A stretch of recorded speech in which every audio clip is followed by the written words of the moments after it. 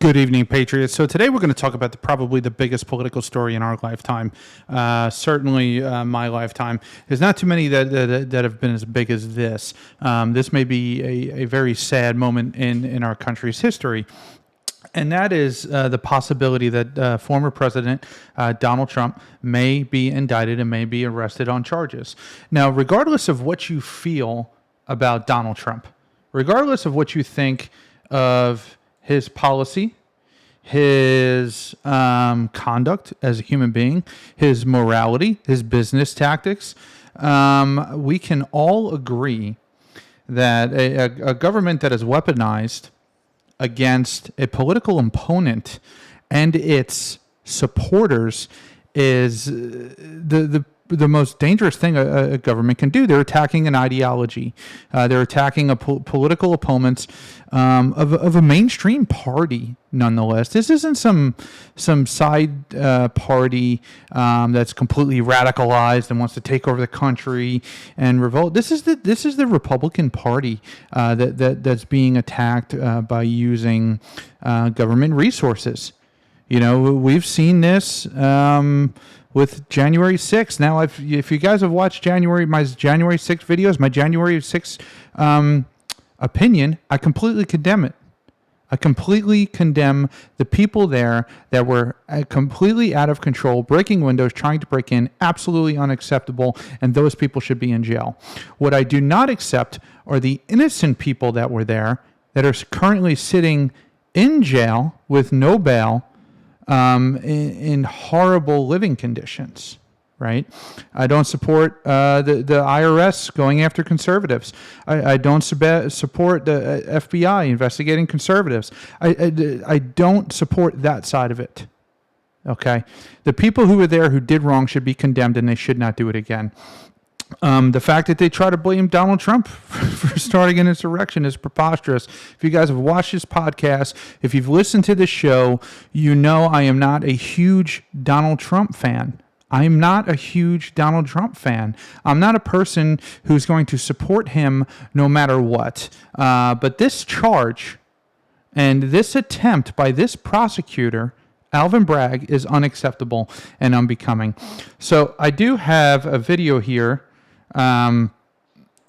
from Donald Trump, and let's hear what he had to say about the situation.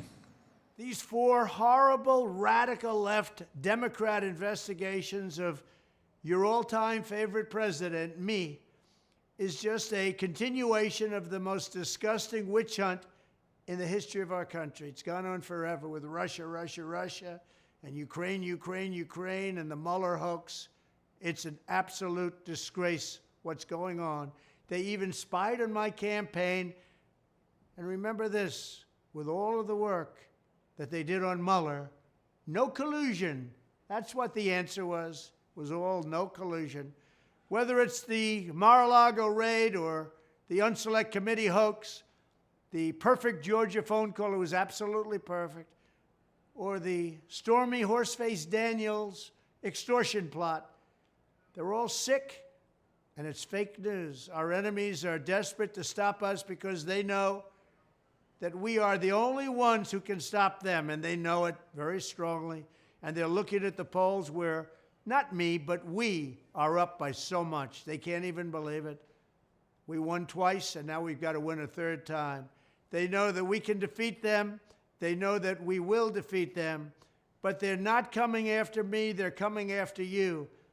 I'm just standing in their way, and I always will stand in their way. Thank you very much. So a couple things. Number one, he's got a laundry list of legal troubles, but that's not what we're here to talk about today. And the majority of them, if not all of them, are, just petty things that aren't even worth looking at to begin with. So let's get back to this charge, right? So Stormy Daniels, if you don't know, is a porn star, right? During his campaign, she had said that she slept with Donald Trump and through his attorney, Michael Cohen, there was a non-disclosure agreement that she wouldn't talk about it for $130,000, which is not a lot of money, right? So it sounds like a lot of money to you and me, because to you and me it is. But there's been political scandals just like this where politicians have paid out millions and millions of dollars. So this is going to help Donald Trump, and the fact that the money was so small, number one. Number two, she signed a non-disclosure agreement and said that she never actually slept with Donald Trump. He's claiming it's extortion. She's saying that it happened, but she didn't come out of the woodworks until the election. I mean, why? You know, that's something I don't understand. But it's neither here nor there. So they're trying to go after him for something that was done 7 or 8 years ago. And the problem with that is that in New York, the law that they're charging him under is actually a campaign funding law. The statute of limitations is passed. It's only 2 years. So how are they charging him now? Well, they're trying to say that it was fraud. So they're tying a felony into it, and they're upgrading it to a felony charge, which means that they can continue to pursue Donald Trump for this. And the district attorney, who's supported and funded by George Soros, is the one leading this crusade against Donald Trump. Now, the reason that he mentioned the reason that he mentioned Georgia in that is because he did do a phone call to Georgia, questioning the ballots during the election in 2020 about all of these rumors. You know, I'm hearing 30,000 votes are being dropped off, 300,000 signatures were fraud, and there's like an hour phone call. You can listen to it and judge for yourself. I'm not going to play the phone call on the show for an hour.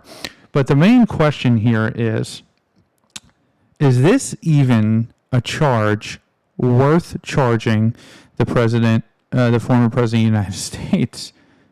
I mean, no, it's not. It's a waste of time.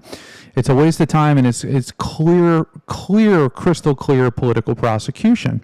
Now, Donald Trump's going to continue to be dragged into this. He's going to continue to be dragged into court.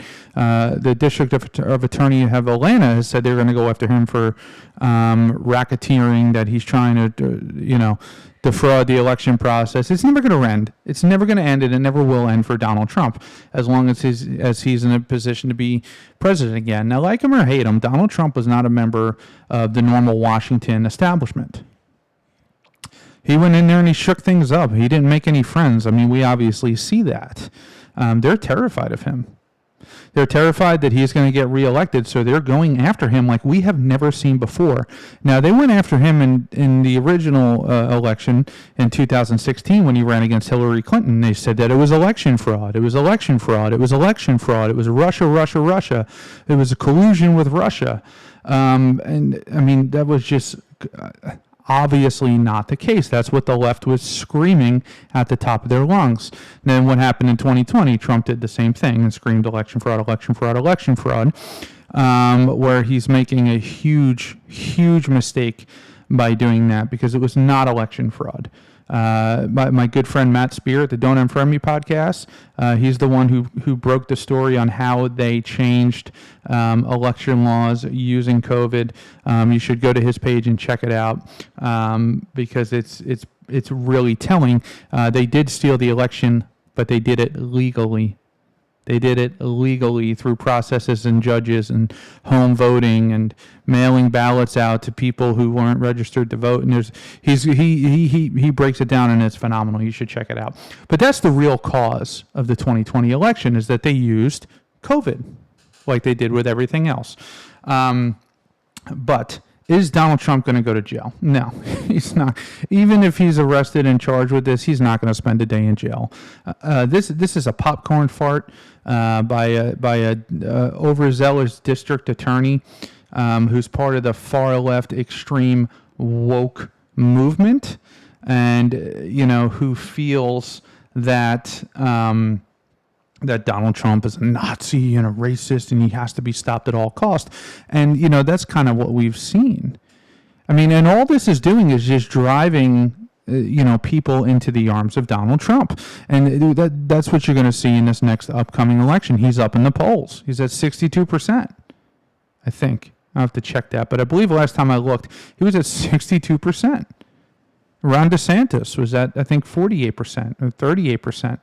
So this is going to drive the narrative that Donald Trump is being persecuted, because when people look at this case, when the New York Times comes out and says it's going to be a very hard case, and when you have everybody, every legal expert agreeing, and even Republicans that hate Donald Trump, that don't get along with Donald Trump, are saying it's political prosecution. Mike Pence, they had a falling out over the 2020 election, says this is political persecution. Ron DeSantis, who Donald Trump and Ron DeSantis are fighting each other tooth and nail, left and right.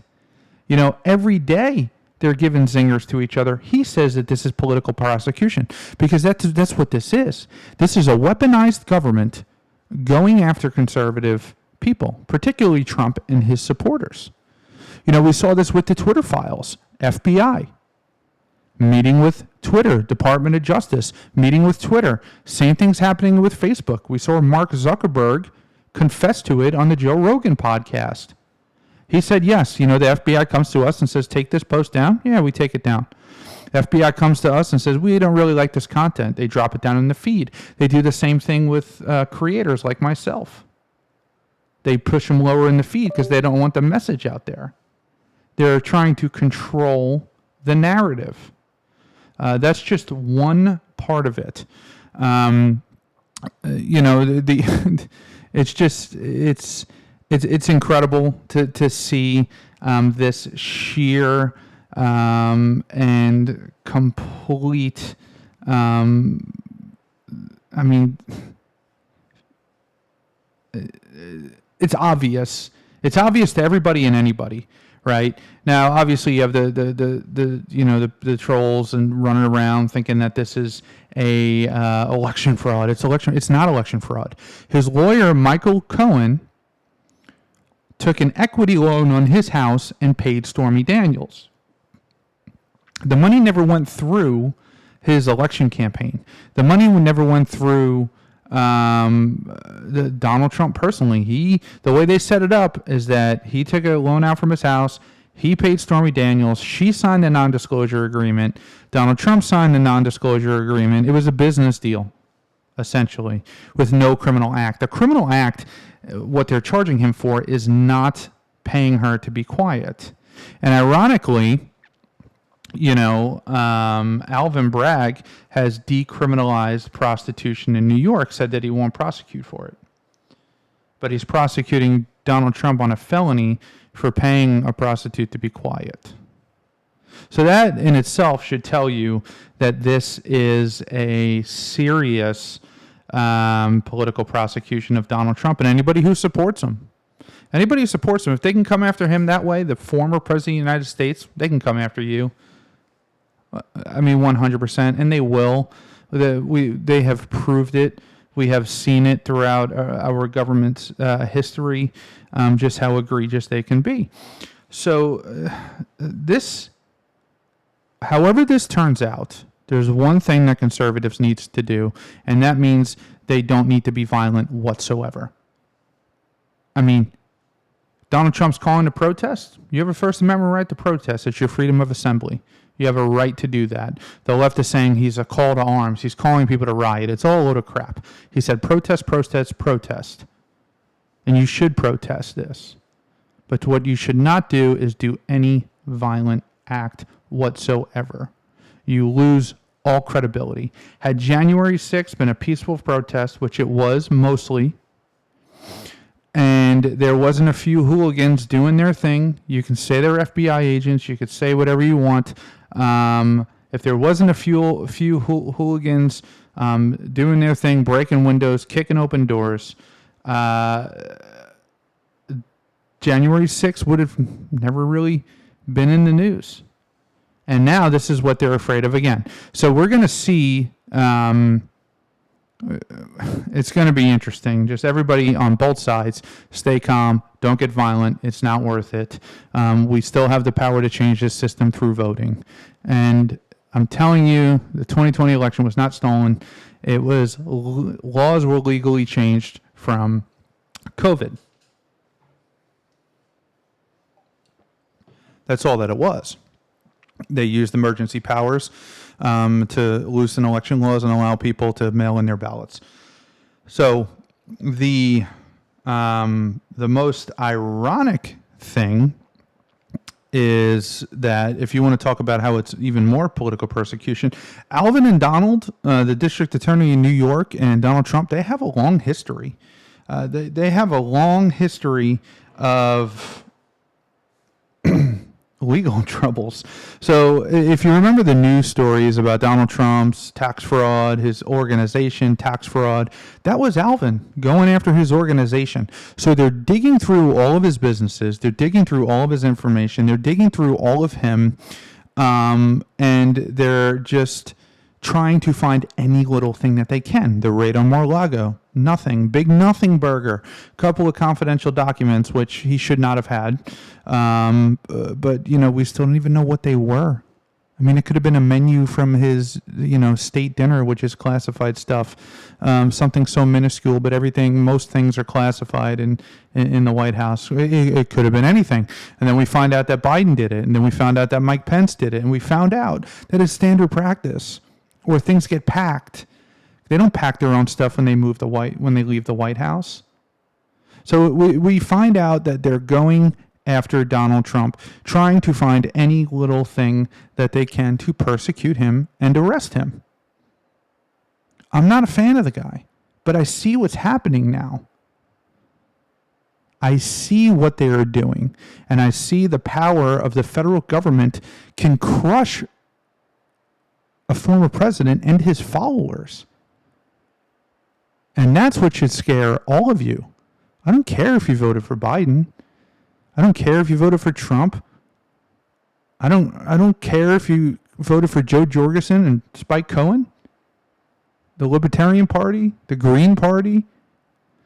Big government's the problem here. Big government has always been the problem in any country in any history. And that's what we're looking to stop. Thank you very much for tuning in. I am Ryan Samuels. This is The Ryan Samuels Show. Do not forget to like, share, and subscribe. Make sure you follow us on Spotify, Apple Podcast, Audible. We are everywhere. We are on Twitter at Ryan F. Samuels and at Facebook at The Ryan Samuels Show. Thank you very much for tuning in. I will see you next time.